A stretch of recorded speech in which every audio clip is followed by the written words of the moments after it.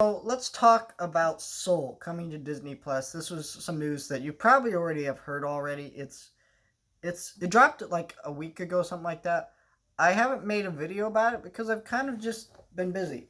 But Soul, if you don't know, is the next Pixar film that was supposed to release this month in June and did not release because of what's going on in the world. And so it got delayed. They're like, hey, we're going to put it out in November. And then they're like, no, we'll just put it on Disney Plus Christmas Day. This film is directed by Pete Docter, who's directed Monsters Incorporated, Up, and many other, Pixar classic films. So, how do I feel about this? Okay, so there is no $30 price point, which tells me one thing. Mulan was a failure. Yes, it was a failure in America and in China. So the country China they tried to pander the film to failed.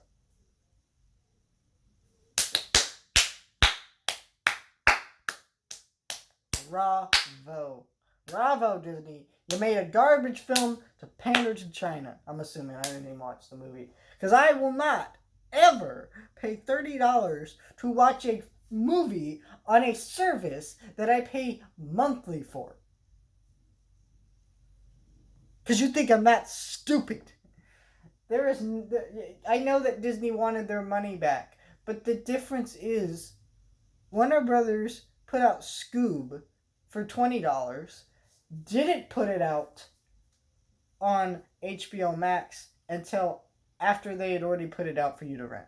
So the only way to watch the movie at the time was to pay for it digitally. And that was fair. And $20, fine. Some movie theaters cost $20 for tickets. Not in my hometown, but I'm just saying. So, and it was a kids movie, so that was fair. But when and all these other movies were released by companies who did not have other outlets to put their films on.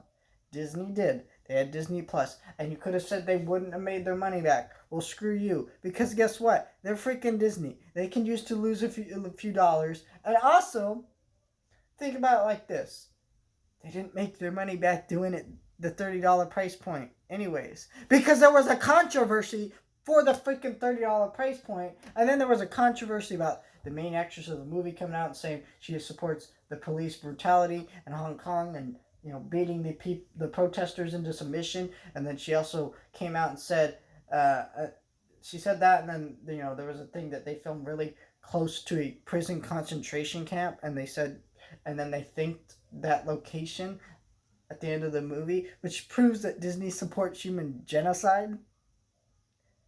Da-da-da-da-da. Yeah, screw Disney. So, and the other part about this Mulan thing was they were going to put it out for $30, and it was Disney Plus exclusive. They kept going, Disney Plus exclusive, blah blah blah. I got notifications for a week straight. Buy our shitty movie, Mulan. And I said, no, I'm not buying it. They kept giving me notifications until, and then, so now they've announced that, hey, we're going to put it on their services. So you can probably rent it on Amazon Prime, basically wherever you rent movies. For $30 still, but you can rent it at other places, which means it failed. They said it was a one-off, which no one believes, because this is Disney we're talking about. If this film had made $700 million or something, $200 million, they would have stopped. They would have stopped the whole theater gig entirely. Because if they stop that, what does that mean? Because if you don't release a film in the theater, you don't have to split money between the theaters. And you just get to keep all the profits for your film for yourself. Like, I'm just saying. So a film like this is pretty, if it had been success, don't tell me Disney wouldn't have done that. They would have done it. It makes sense to do it. You would have made a lot more money if it had worked out. It didn't, which is good for the consumer, because then Disney doesn't think it's okay to charge you $30 for a film. And not just a film, a garbage film.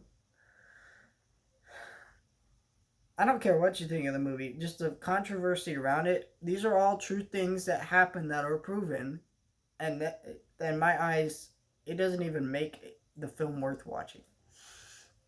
I won't even watch it when it's free to watch because I have so much love and care for myself that I will never let that happen. Um, I have so many better things I could do with my time than watch it. So, but let's talk about Soul. I saw Onward in the theater when it came out, and then it kind of just came to Disney Plus a few months later. The film was fine. It's just, look. Here's what I'm gonna tell you about this movie. Oh gosh, yeah, sorry. Um, Here's what I'll tell you about. I believe it's time to stop releasing kids' movies in theaters. Why? Because kids' movies are actually do way better on streaming than they do in the theater. Not just that, but parents are terrible when they go to the theater. I've been in the theater. I saw this is my experience watching the Lion King remake. I did not enjoy myself. I hated the film. Number one, I was hating the movie, but it was so sold out that day, and I kind of had to have some handicap seating. So my seating had to be bunched between two families. So this family was like talking to their daughter the whole movie, explaining the movie to their daughter. Now I'm assuming their daughter was 5 or 6. She was not asking what's happening. What's happening? She wasn't asking that, and that's when it's acceptable to ask your daughter something, but even go, this is happening, now be quiet now, blah, blah, blah. Try to get your daughter to be quiet. She wasn't asking, though. They were just treating their daughter like she's a retard and can't figure it out. And so I'm like sitting there going, what is wrong with you? Like, why are you doing this to your daughter? Like, why you... And then they would have conversations like, so we're going to do this tomorrow, and we're gonna go to grandma's later, and it's not like they were saying this to daughter, like the husband and the wife were talking, and I'm like, what's wrong with you? And I was sitting there watching sequences of the movie that were really long and boring. Like, remember how that tuft of hair flew, and you went to Rafiki, and that was kind of the sequence. It was a pretty short sequence in the original. They stretched that out to be like almost 5 minutes long, and just having the parents there explaining this already overly long sequence of that, they were like, oh, see, Rafiki's gonna find it. He knows Simba's alive. It's like, we get it. And then you had another family member. It was a wife. It wasn't a wife. It was just a mom with her daughter sitting on her lap, and she was just talking the whole movie. The daughter, and like, I'm okay with the little kid talking, but here's the difference. She didn't tell her to be quiet once. Like, she didn't try. It's different if she tried to quiet her down. Like, you should have tried. Then you had this kid who had like this glow ball in the movie, and he was like letting it blink. So I'm like sitting here in between all this, flashing in my face, all these families, and it was just horrible. Like, it was a terrible movie. But like, what made it worse and what made me more pissed off was everyone around me doing that. It is terrible to watch films with families in the audience. Number one, they're stupid. Parents are very, very stupid when it comes to like what their kids can handle. Because I watched this film, Missing Link, where like this guy falls off a cliff. The mom, like, their kids were fine, but then the mom goes, "Geez, that's dark," and I'm like, did you need to yell that in the movie? Number one. Number two, you show them Disney movies. Like, there's no doubt you do this. They've seen worse. I've been to Frozen, and Frozen, that all the kids are singing during the movie, and it's like, your kids cannot sing during a movie. It's a movie. Like, I get it, kids, but when these parents don't even attempt to tell their kids to be quiet, who wants to go to the theater to watch this? And you can't tell me animation is for kids, so why are you there? It's like, that's not how it works. We are now in a time where PG-13 and rated R animated films are being more accepted into theaters now and being successful. Isle of Dogs, Sausage Party. You can't tell me that. And even some of the ones that are Spider-Verse, Lego Movie, you can't tell me there's no parts of those films that only kids would understand, and there's just no parts that adults would find funny or get into, because there is. If you don't find it funny, that's different, but it is a well-written script that is made to be funny and have references that only an adult would understand. So, like, yeah, there's all these different things. And I'm just like, yeah, and I guarantee you, audience, and the reason why these animated films might be more successful on streaming is because when you're a family, it's usually, it's not just you. You have your kids, you have your, the couple, and then they have their kids. They go, and it's about $50-$60 to go to the theater, you know.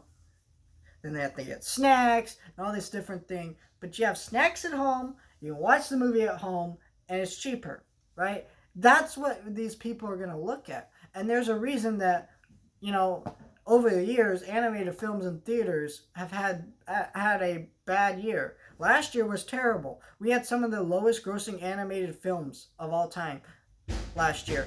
And that's just because, number one, those films were garbage. But not just because they were bad, but it was also just like, these parents understand how much cheaper it is. They're not going to go rush their kids out to go see some terrible film in theaters, because why would they?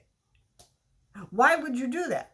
Their kids can watch it on Netflix a few months later. You always see Angry Birds 2 did like decent in the theater, and then you go on Netflix and it's like in the top 10 for weeks, because these people are actually watching the movie there, and they're not watching it at the theater. And that's what's going on here, is these kids are watching all these movies on Netflix, Disney Plus, whatever. And so that is, the animated films are going to be the first type of film to leave the theater market. They're going to be the first films out of there, because there's no reason to release them in a theater. And I'm absolutely okay with this, because if I don't have to go to a theater with annoying children to watch an animated film with parents who can't tell their kids to shut up, I'm okay with that.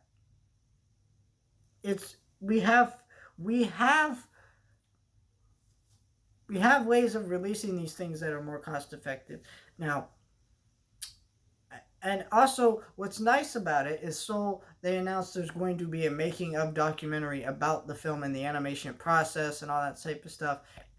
This would be a great outlet to do that. You put your animated film out on Netflix or whatever, and then you have a making of documentary about how they made the film and the process of all of that. And that would be fantastic.